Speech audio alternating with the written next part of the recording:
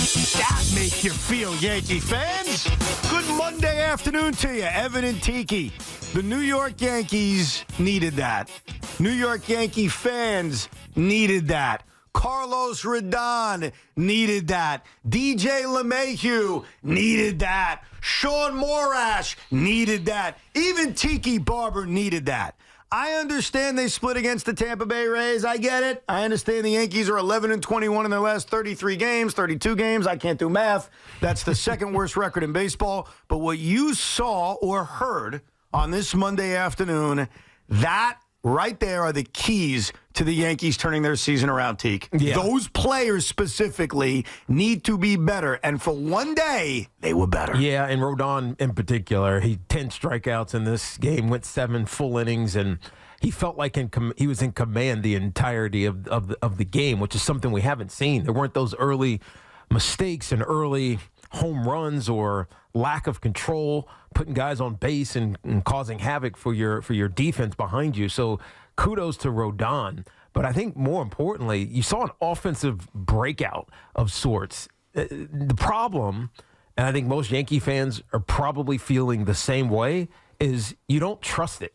You don't believe that every game going forward, including this upcoming Subway Series with the Mets, is going to be crooked number after crooked number after crooked number. Well, I do have good news for you. I do have positive news for you, and we'll get into the Mets. We have an abbreviated show. Spoiler alert. The New York Yankees are about to score 20 runs in these two games against the Mets. Because when you open up your damn mouth the way Luis Severino did and say, yeah, they only have 2 good hitters. Spoiler alert, more than those 2 guys are going to open up a giant can of whoop-ass at Yankee Stadium. Yes, but then Sevy goes out and throws a gym right after he does that. Not against the Yankees. But it doesn't matter. He's not tasked to pitch against the Yankees. He's tasked to pitch last week or 2 days ago against Miami. So he did his job. Give him credit. He did do his job, and look, you bring up the ultimate point for the Yankee fan as they swallow this nice victory against Tampa Bay. DJ LeMahieu hit a home run. It's the first time DJ LeMahieu hit a home run since early September of a year ago. Anthony Volpe had 2 hits, including that awesome 12-pitch at-bat, and more importantly than maybe all of that, you saw Carlos Rodon dominate like you pointed out. The key to DJ LeMahieu and even Alex Verdugo, who got on base 2 times in this game, is it going to continue? Because here's the reality.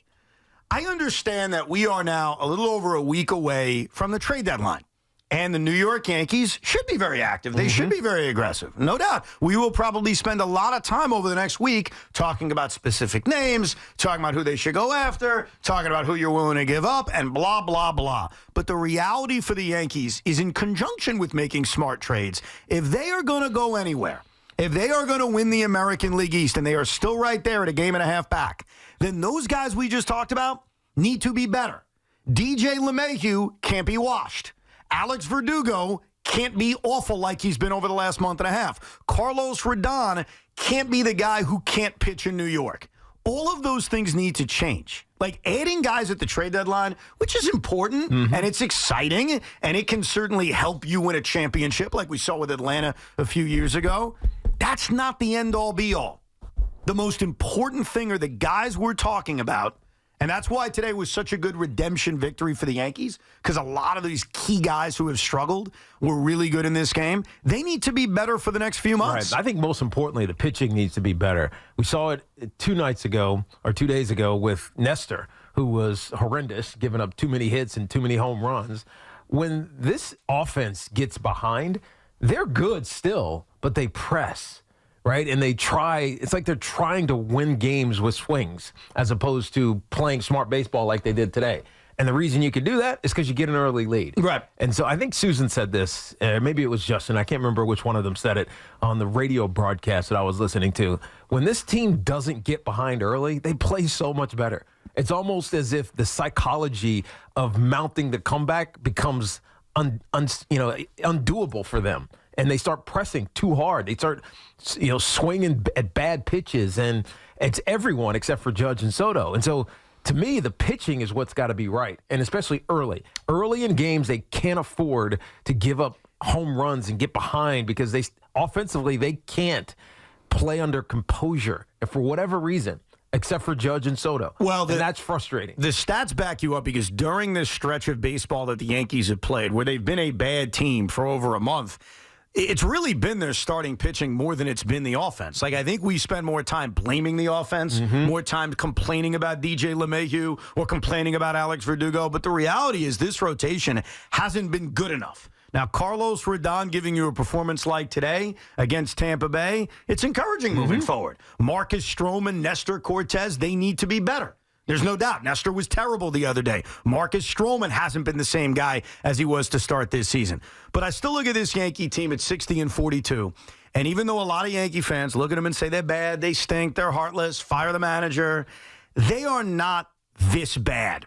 They're just not. I know I've been saying that for weeks, so it's frustrating. Well, eventually they are this bad. I don't think they are this bad. And what you hope for from a game like today against Tampa, which I thought was an important game. Look, there are games in a baseball season, there is 162 of them, I know, that are just a little bit more important than others. In fact, I think the Mets have one of those coming up in about an hour and 50 minutes. We'll address that later. Kind of similar situations. I could totally agree. You're coming out of the All-Star break. You need to get a split. You wanted more than a split coming in, but going into that wraparound Monday, you need to win a baseball game. And I think the Mets are going to play a very important game, and we'll get to it later. I think the Yankees were playing a very important game today. You can't lose 3 out of 4 to the Tampa Bay Rays. You can't kind of erase the good feelings that you were starting to build from winning 2 out of 3 against Baltimore, the dreadful loss before the All-Star break, but then you come out of the break with a good victory and your team scoring runs. I thought this was really, really important, but if the Yankees are going to go on the run that I have expected them to go on for a while, it really starts with the guys that broke through today. Yeah. No, I think you're right about it, but I think the other thing, it's 2 separate situations with the Mets, which we'll get to in a minute, and then the Yankees. I think the Yankees, at whatever was going to happen post All-Star break, are going to make adjustments to this roster, right? There's going to be some move made, right? Some acquisition made. Whereas with the Mets, it kind of was dependent upon how they came out for the next week and a half.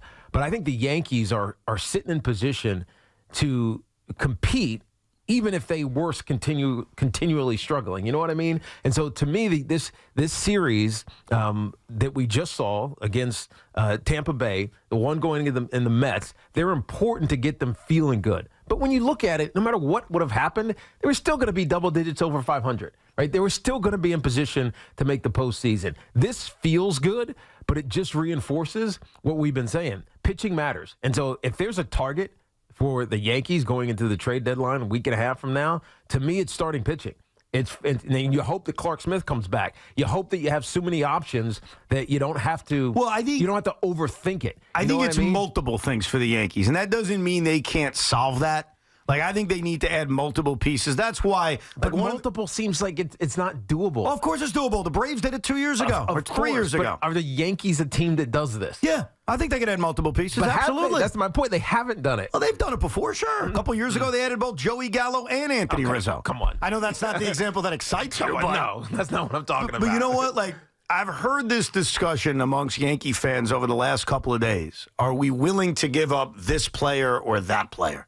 The reality is, if I'm giving up a top prospect, I'm doing it for a star player. Yes. I don't think the Yankees need to trade for a star player. The Yankees need to, as I mentioned, have their own guys play a lot better. That goes without saying. We saw it a little bit today. Gleyber Torres didn't start today, but he certainly fits that bill. And they need to then add smart bit pieces. Another starting pitcher for depth? Absolutely. Another arm out of the bullpen? Sure. Another guy who can play middle infield spots? Yeah, why not? But they don't need to add stars. The Yankees aren't looking for a savior. Their saviors are the ones that are in the building right now that need to play better around Aaron Judge and Juan Soto. Yeah, I don't know.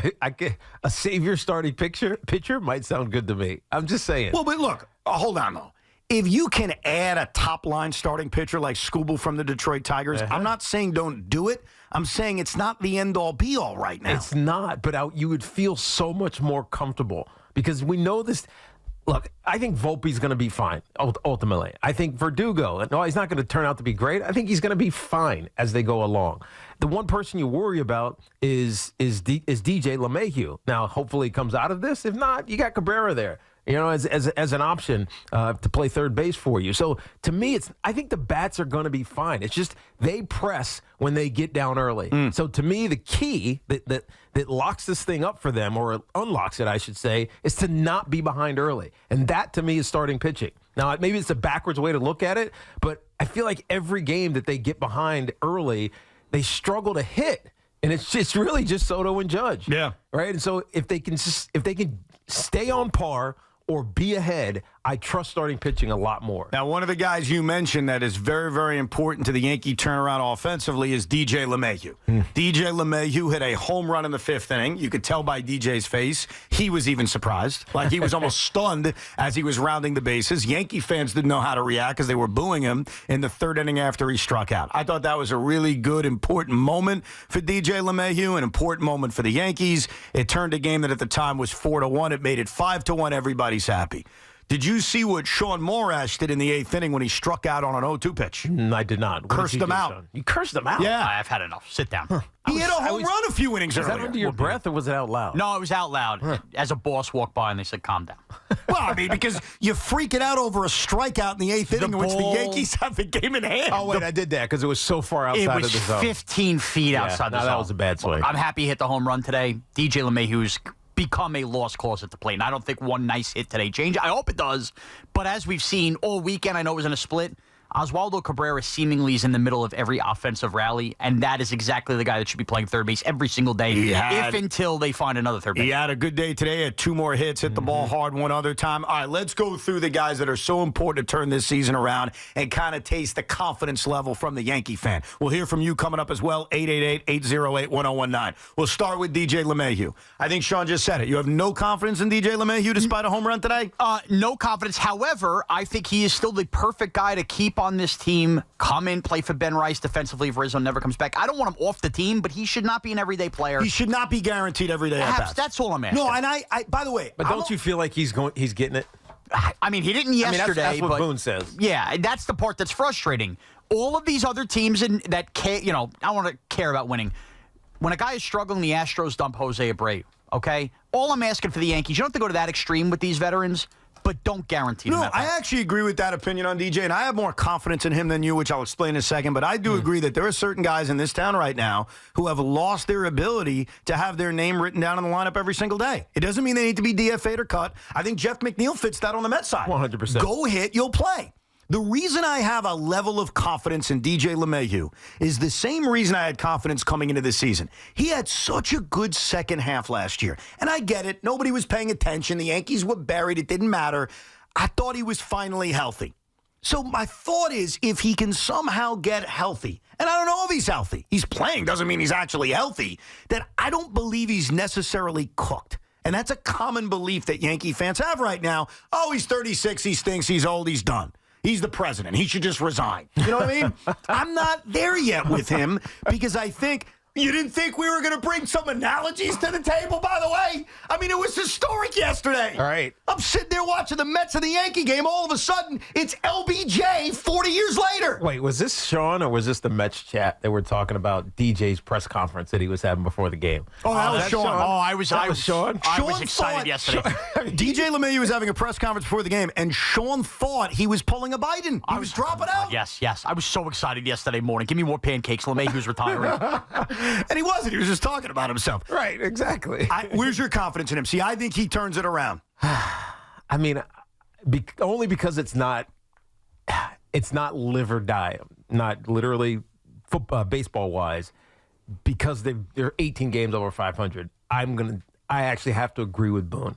You have to give him at least another couple of weeks to figure it out. Well, he may not have a couple of weeks. He may have a week because if the Yankees make additions before the deadline. True. I mean, what is the deadline? It's 10 days? July 30th. So what are we, 8 days away? 8 days away. So he's got 8 days for me. All right, number 2, Carlos Rodon. I have gone on record. I don't think he can handle the pressure in New York. I stand by that. So I do not have great confidence in him. I tip my hat to his performance today. He was dominant. It was one of the best we've seen from him. I do not have the confidence in Carlos Rodon moving forward despite today. This All-Star break, he went and got a lot of hand massages, just took care of the muscles in his wrists and his fingers, and he had better grip and control of his four-seamer and everything else he was throwing because he was dotting it today. Yes. And you hadn't seen that in his last 3 or 4 outings. Complete command. Complete and utter command. So whatever he did over the All-Star break was absolutely what the doctor ordered. So you believe in Rodon? Well, after today, how can you not? Well, I just told you I it was don't. tons of swinging. It's one good misses. start. It was tons of placements. Yeah, but this is what you saw early in the season, I understand. too. So he had this little bit of I don't know. He was lost. He was in this black hole for, a month or so. But other than early and then today, I think he's looked really good. And I trust what I saw today. Yeah, I fully expect that his next start against Boston will end badly. And there will be a reversal in belief on him. So that's just where I'm at. I have more confidence in DJ LeMahieu than I do Carlos Rodon. I have confidence in him starting every 5 days in the regular season and not killing the team like he was a month ago. But I would never, ever, ever hand the ball to him in a playoff game. I've seen enough from that. I tell you the guy I also have no confidence Felt like his process changed today. It just felt like it. It is, but I'm not just going to throw a fastball. I need a strike. I'm throwing a fastball. Guess what? They know that too, buddy. Tiki, this start he had today could be every 5 days from here until the end of September. The moment he takes them out in October, we will all gulp and gasp and hope for the best. No, I kind of agree with you. You're probably right, but that doesn't mean that I don't have faith in him. Oh, it definitely does for me.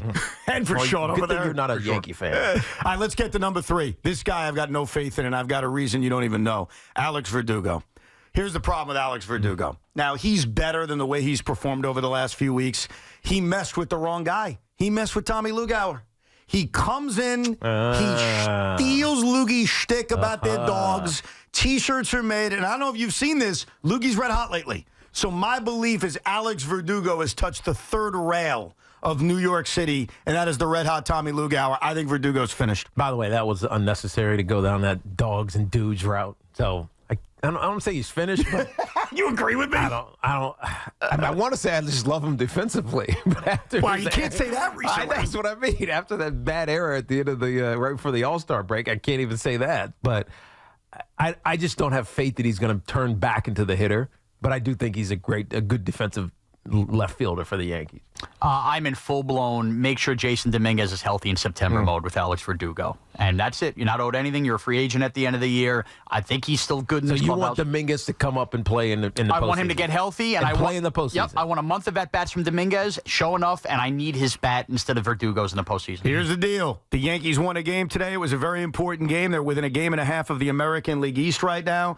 If the New York Yankees are going to erase the last month in which they have played garbage baseball. Yes, they'll make deals in the next 8 days. Yes, we will talk about them. These guys that performed today, DJ LeMahieu, Anthony Volpe, to a smaller degree, Alex Verdugo, Carlos Rodon, they need to be the catalyst for the turnaround. We'll get your calls on your confidence level in that. Plus, should the New York Yankees have started a brawl today? We'll address it coming up, 888-808-1019.